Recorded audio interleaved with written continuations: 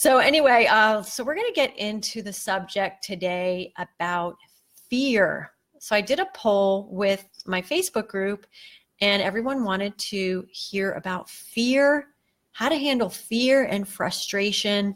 And I didn't ask if that was in life in general or in their business, but we're going to get into some scripture that talks about fear. So for those of you that are not Christian, don't worry. The word of God is for everybody. He tells everybody to come to me. So whatever religion you are, please don't get offended by me quoting scripture, because this has been my lifeline, my oxygen. And I truly know that this is life-saving advice. It's not coming from my wisdom. It's coming from the wisdom of God. So my life verse is Matthew 11:28. And it says, I'm putting my old lady glasses. It says, "Come to me, all who are weary and heavy laden, and I will give you rest. Take my yoke upon you and learn from me, for I am gentle and lowly in heart, and you will find rest for your souls. For my yoke is easy and my burden is light." And that has stuck with me for a long, long time. And I actually I feel like I can speak with authority because I used to suffer from debilitating panic attacks. My panic attacks were so bad that my heart would pound out of its chest. I was afraid of flying, traveling for a long time, because I was actually afraid of having panic attacks because they are terrifying. So yeah, I'm really familiar with fear. In fact, she's my ugly stepsister, but doesn't exist any longer. But I'm not really so much a fear of like judgment from others or fear of failure, but my fear was coming from death and the feeling of being out of control in my own body.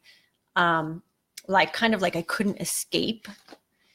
But that's a whole nother story for another time. The kind of fear I want to talk about, and I thought about what I want to speak about today, is not so much about the anxiety, but more of this generalized fear that keeps us from being everything that God calls us to be.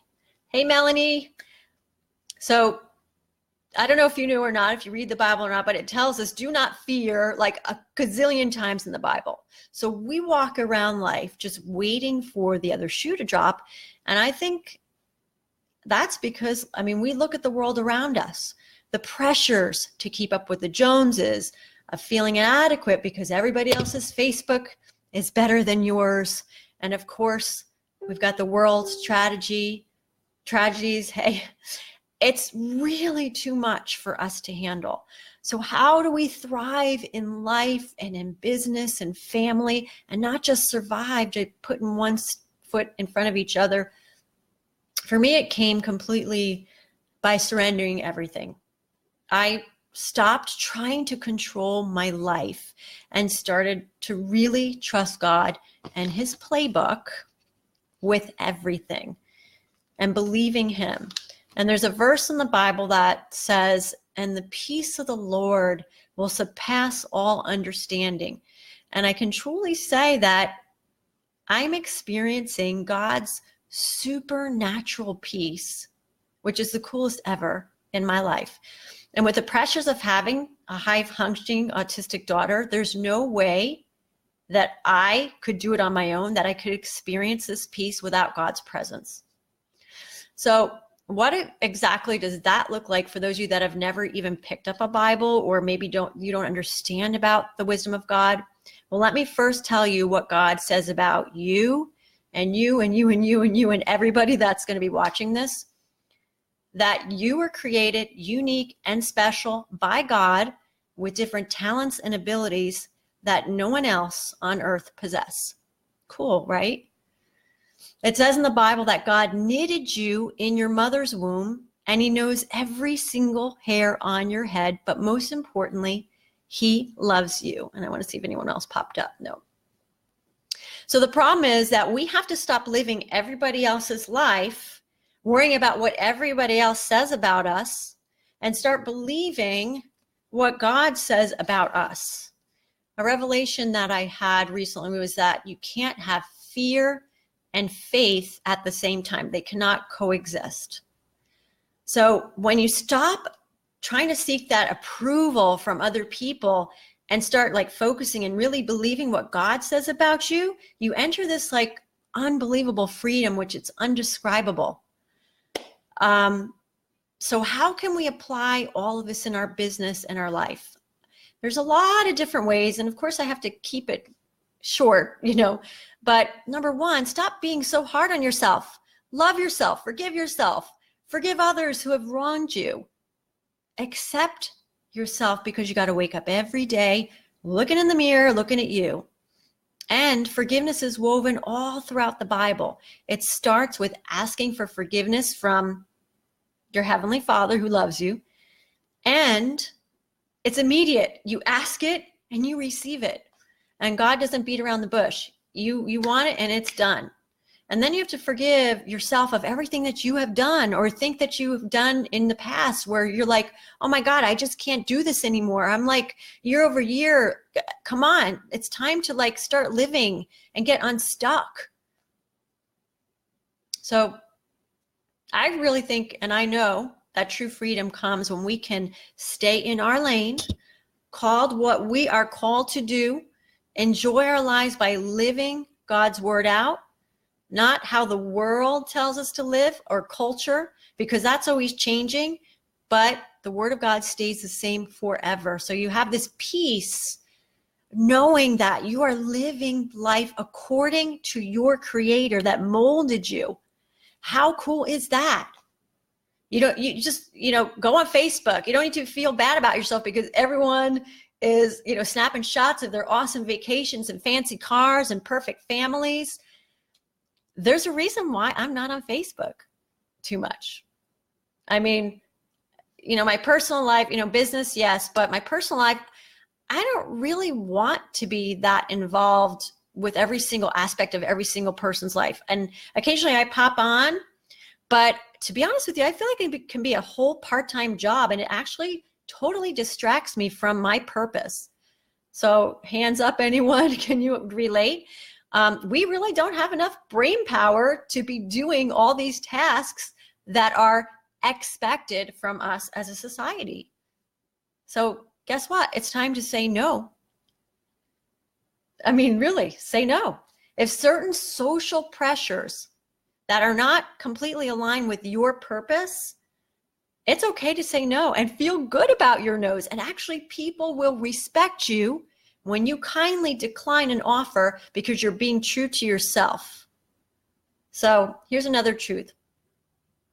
Don't try to live anybody else's life, okay? Stay in your lane, improve on the gifts and talents God has given you.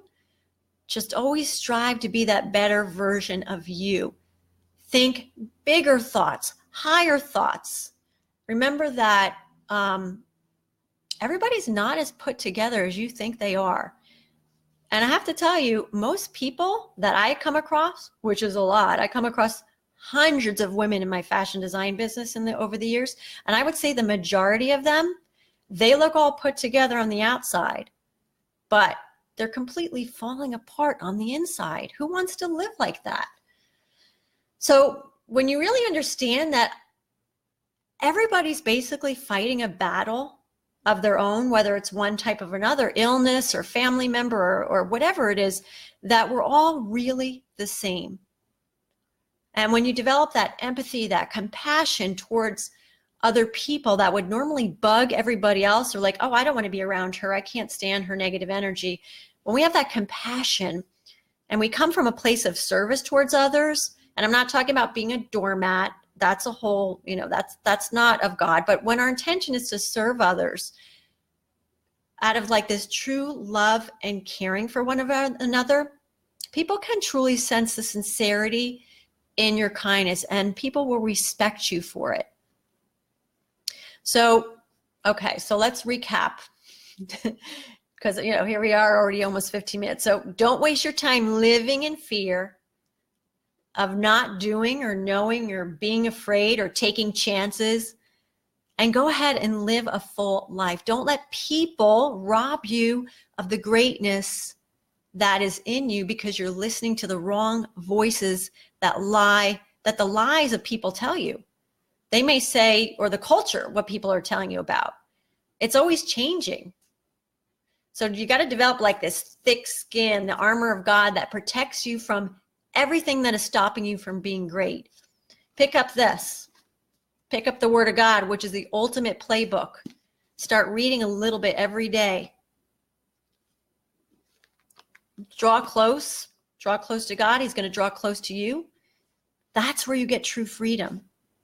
It's not going to come from like, we're going to have, yes, you're going to have revelations. You're going to have, experiences in life, but the loop is closed with this book. You don't have to keep searching for like the meaning of life and all that. It's all here. So when you understand it completely and wholly, everything comes full circle because you can say, I understand why these trials are happening. I get it. God has given me his playbook.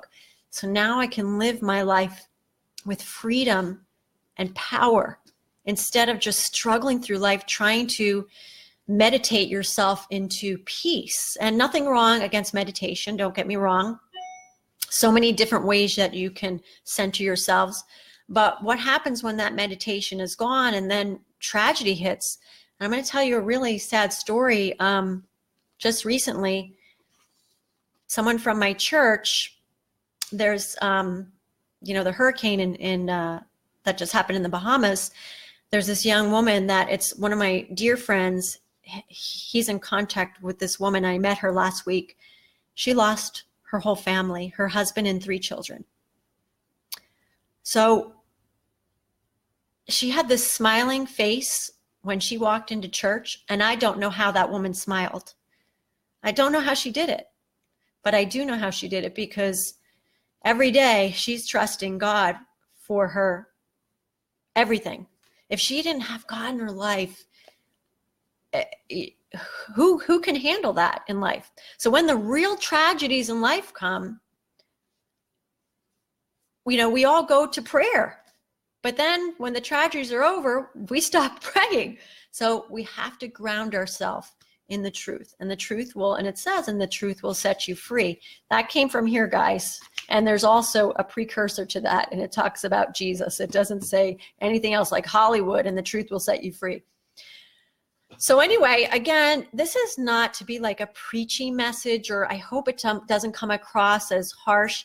It totally comes across, I have, again, suffered from many debilitating panic attacks over the years. And I have the peace of the Lord every day. And it is crazy because I can't explain it. My humanness cannot explain the peace that I feel in surrendering. So that's what I want for you guys. It's truly amazing when you do surrender your life and you're not in control anymore of it, and you're accepting that life has tragedies, and you're accepting that there are problems, and you're accepting of these things. Every day you can live that full life and see what's next, what's around the corner that God has for you. So anyway, that is how to get true freedom. Just listen to your Father. Any questions? Melanie, you're like the rock star on here today. And I hear you say, yes, agreed. Love that. It's so true. Yes, yes, yes. Oh, I love that. So awesome, Melanie. Yeah, really. I see so many people in my shop that come in my boutique that are in bondage every day. Bondage. It's very sad to me. And I give them a lifeboat, but they don't take it. And that's the sad thing. And they try to keep struggling through life on their own, and just trying to navigate through life moment by moment, and with their own strength. And unfortunately, it's just not enough. So again, whatever your faith is, God says, everyone come to me, everyone, no matter who you are, no matter what religion, come to me. And my business is based on this foundation, my whole business, my whole family, my marriage, and I'm getting so much amazing fruit in the storms. I mean, my daughter is very difficult, you know, having an autistic daughter. It ain't easy, guys, but I have peace in the trials. Imagine that. Imagine that. Peace in the trials. Okay, so Melanie, you have anything to say? Besides, yes, yes, yes. Go, go, go. All right. Anyway, guys, I hope you could have gotten one little nugget of wisdom, something out of this today. And just leave a comment if you're watching this on YouTube. If you need me to pray for you, I will be there for you. Just drop me a note. Okay, until next time.